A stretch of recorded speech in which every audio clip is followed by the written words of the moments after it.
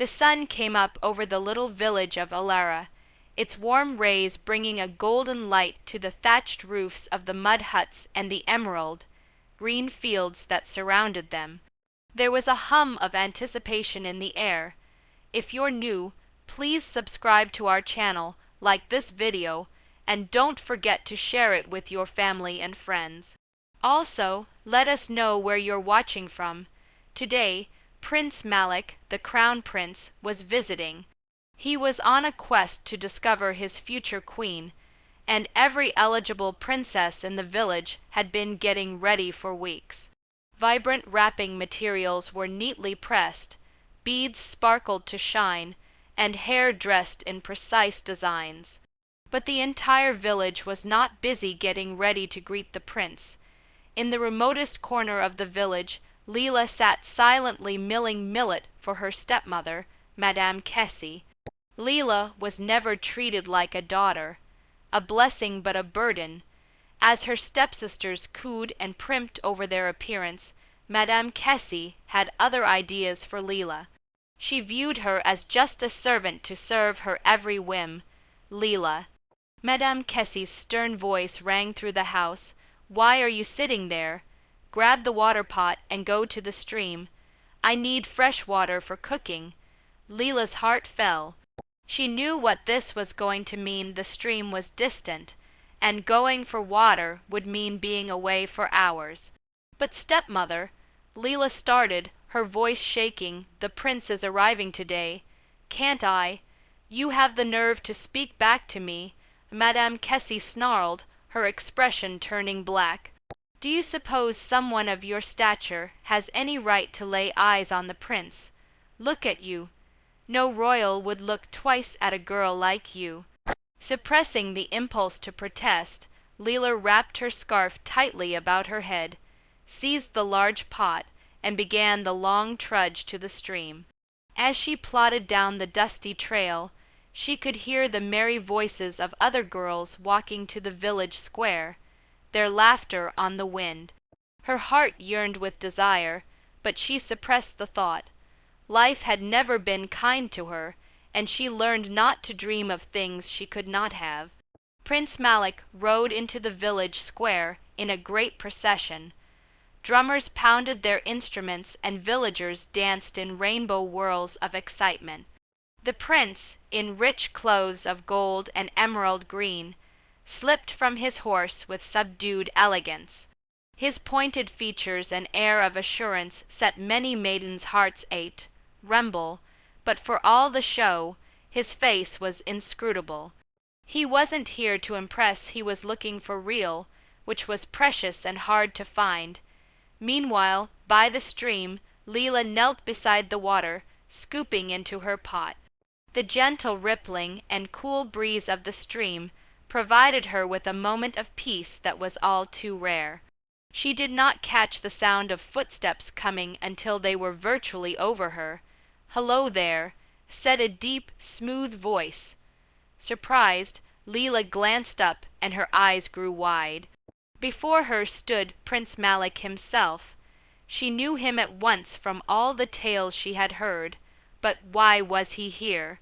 And why was he addressing her? "My prince," she stuttered, hastily bowing her head.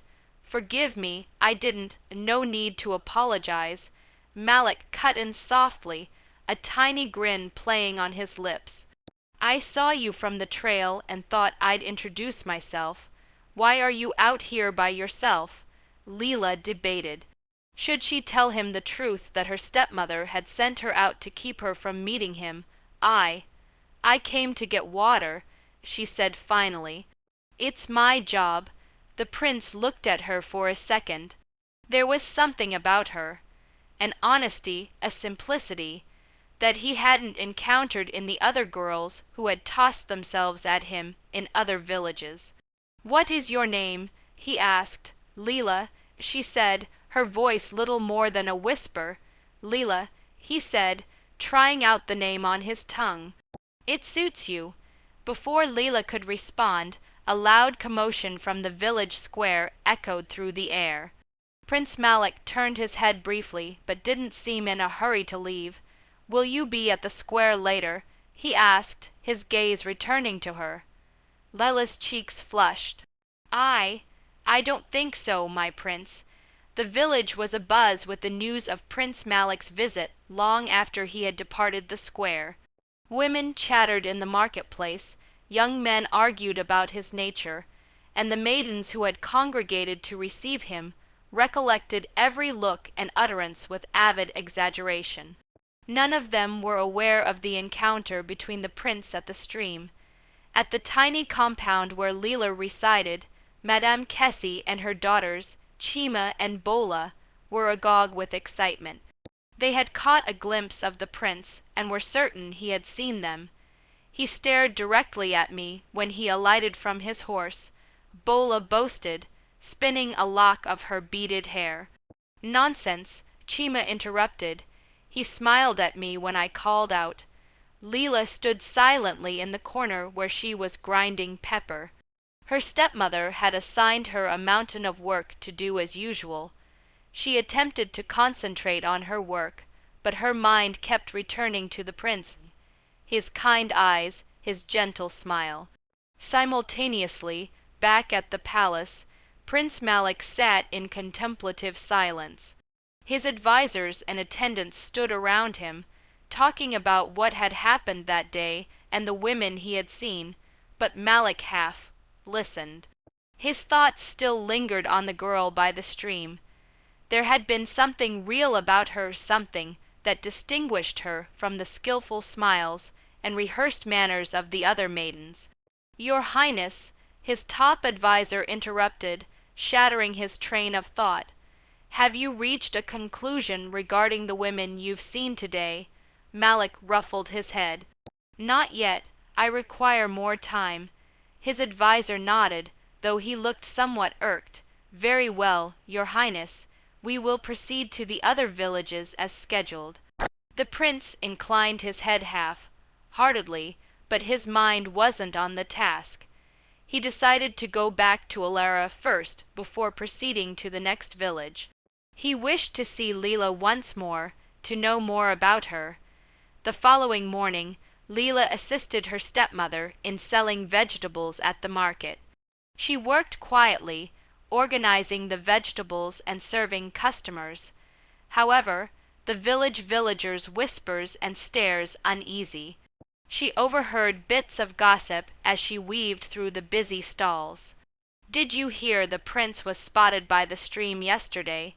Who was he speaking with? No one appears to know. It couldn't have been someone important. Most likely just a servant going to get water." Leela's cheeks flushed, and she kept her head lowered, praying that no one would associate her with the tale. But at the back of her mind there was a tiny spark of hope. Perhaps the prince would return. Perhaps he would recall her. By the time the sun was setting, Leela was tired.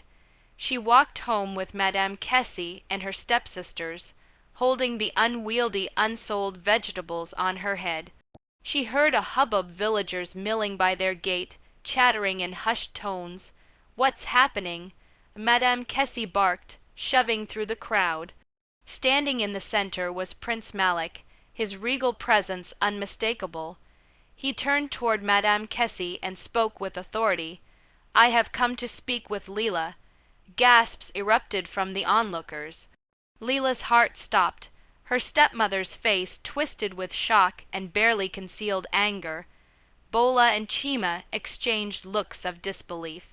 What could the prince want with her? Madame Kessie's voice rose in anger as she moved to block Leela's path. "Your Highness," Madame Kessie started, attempting a smile. "I'm afraid Leela is rather occupied with her duties. Would you not rather speak to one of my other daughters, Bola or Chima?" Malik's face did not shift. "Thank you, Madame Kessie, but I would like to speak to Leela." Madame Kessie paused, her smile wavering. She faced Leela, eyes flashing with warning. "Go indoors now, Leela." But before Leela could retreat behind the door, the prince spoke up, his voice firm but gentle. "Leela, will you come out and talk to me?" The villagers gasped collectively. This was not a simple request, it was a command. Leela glanced at her stepmother, then at the prince. She knew there would be repercussions for disobeying Madame Kessie, but the glint in Prince Malik's eyes gave her heart. "Yes, my prince," she replied gently, moving forward. The people parted to make room for her. Madame Kessie glared at her, but Leela kept her eyes on the ground as she moved toward the prince. When she reached him, he invited her to accompany him to a less crowded section of the compound. "I'm sorry for the commotion," Malik said once they were alone. "I didn't mean to cause you any trouble." Leela shook her head. "It's not your fault, my prince. I'm simply surprised you would want to talk to me." Malik smiled. "Why wouldn't I? You come across as kind, diligent, and sincere. I don't get to meet many people like you." Leela's cheeks reddened. "Thank you, my prince. I wanted to invite you for something." Malik went on, his voice serious. "Would you care to come to a reception at the palace tomorrow? I'd like to learn more about you." Leela's eyes grew wide. "The palace, but I'm only a servant in my own home. I'm not like the other girls you've met." "Exactly," Malik replied, his eyes steady. "That's why I'm inviting you." Leela had no words, her thoughts jumbled with fear and doubt. What would her stepmother do? How would the villagers treat her? But deep beneath the fear, a small light of hope sprang to life. "If my stepmother permits, I will come," she managed to say after a while. Malik smiled. "I will ensure she does. Until tomorrow, Leela." He turned away, and the crowd started to scatter. Madame Kessie spat. "We'll have words about this later." Leela dropped her head and went back to work, but her heart was lighter. She dreamed for the first time of a life outside her stepmother's shadow. The sun in the morning lighted up the village of Alara in gold as Leela anxiously set out for the palace. Madame Kessie, seething but unable to resist the prince's demands, reluctantly presented her with a wrapper to put on. Plain and faded, a stark difference from the elaborate clothes she had kept ready for Bola and Chima. "Don't embarrass me further," Madame Kessie snapped as Leela adjusted the wrapper. "Go do whatever the prince wants, and don't forget your place." Leela nodded silently, too excited to let her stepmother's words dampen her spirits. She tied her scarf neatly, grabbed the basket she had prepared with fresh fruits as a gift, and began the walk to the palace. The villagers followed her with a combination of curiosity and jealousy. Whispers trailed along behind her. How did someone as ordinary as Leela catch the prince's eye? She must have charmed him. There's no other explanation. But Leela turned a deaf ear to them. Her mind concentrated on what the future held. The palace gates towered high and imposing, manned by soldiers in resplendent uniforms. When she walked up, one of the guards moved into position. "Are you Leela?" he inquired formally. "Yes," she answered, holding on to her basket. "Come this way." The guard took her through the imposing gates and onto the grounds of the palace. Leela gasped as she gazed at the loveliness that surrounded her. Neatly trimmed gardens, fountains glinting in the sun, and high walls plastered with elaborate carvings. It was as if she had entered another world. Prince Malik waited for her in a shaded courtyard, wearing an unadorned but exquisite tunic. He smiled warmly as she approached. "Leela, I'm glad you came," he said, his voice as gentle as she remembered. "Thank you for inviting me, my prince," she said, inclining her head. He nodded for her to sit on a cushioned bench under a flowering tree. "The real you," Malik said. Leela hesitated but finally sat down, her hands neatly tucked in her lap. Malik started firing questions at her, asking her about her life, her family, and her aspirations. She replied hesitantly at first, unsure of how much she should let out, but as the conversation went on, she relaxed. She explained to him about her deceased parents, how she had been taken in by her stepmother, but was treated more like a servant. She told him of her passion for weaving, and how she would often fantasize about being able to sell her own fabrics in the marketplace one day. Malik listened with rapt attention, nodding and making thoughtful inquiries. "You're very strong," willed Leela. He told her after a moment. "Most everyone in your situation would have lost hope, but you haven't." Her cheeks flushed at the praise. "Thank you, my prince, but I don't feel strong. I just keep going because I don't have any other option. That's what makes you so strong," he told her, his eyes direct.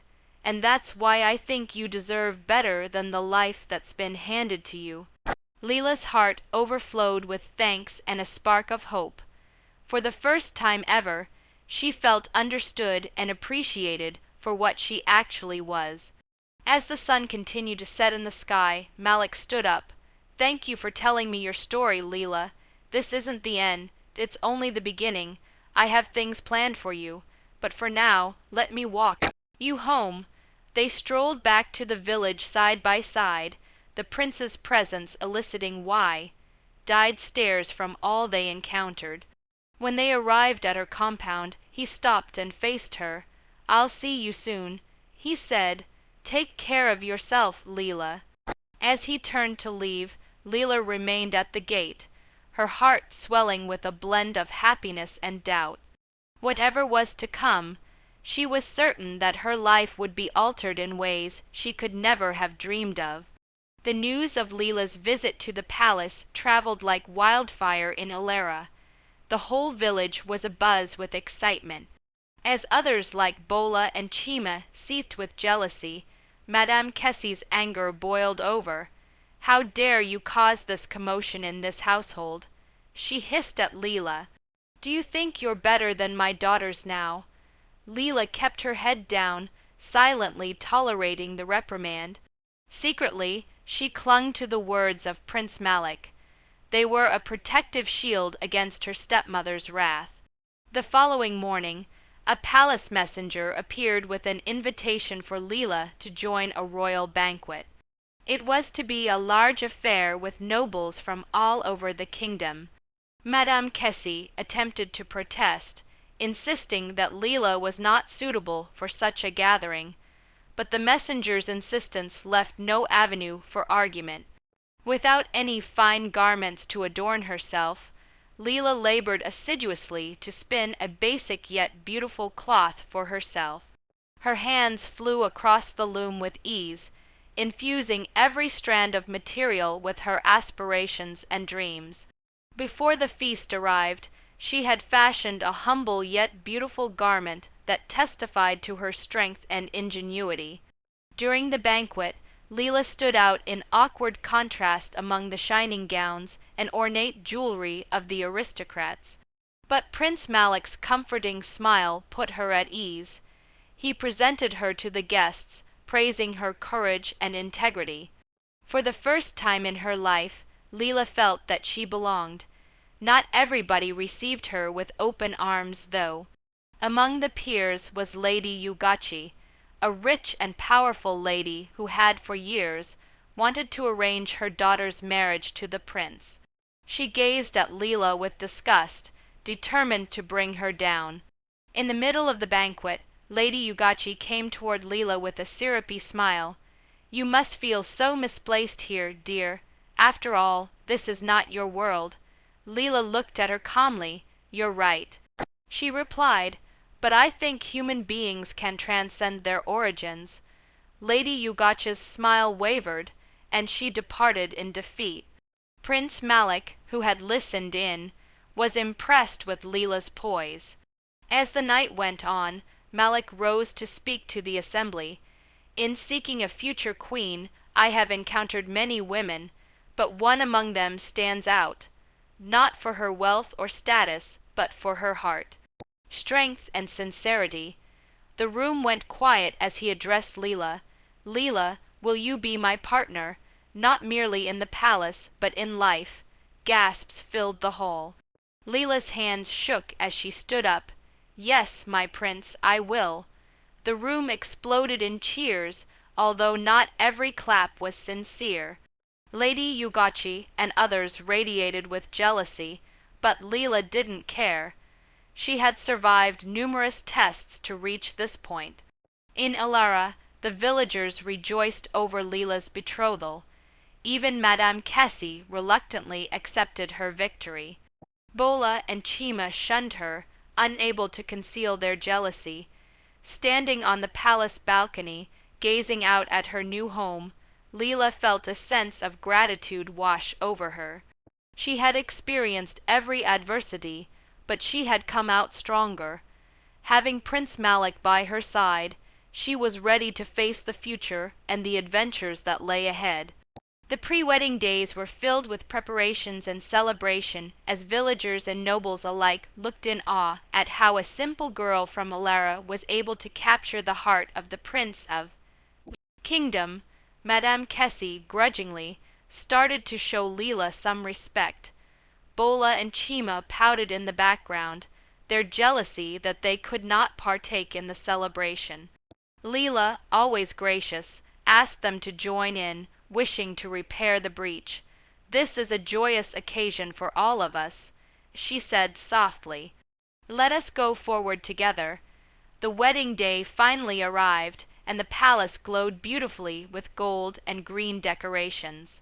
Leela, who had personally designed a gown for herself, walked down the aisle with her head held high in triumph. Her heart was full of joy, and her steps were firm. Prince Malik stood waiting for her at the altar, his eyes brimming with pride and love. When they exchanged their vows, the hall burst into cheers. The people of Ilara, who sat among the nobles, cheered as if one of their own had gone to the stars. Leela's tale had become an inspiration to all. Prince Malik spoke to the crowd after the ceremony. Leela has taught me humility, strength, and love. Together we shall rule, not with power, but with compassion and understanding. Leela's path from the stream to the palace had been lengthy and arduous, but also highly rewarding.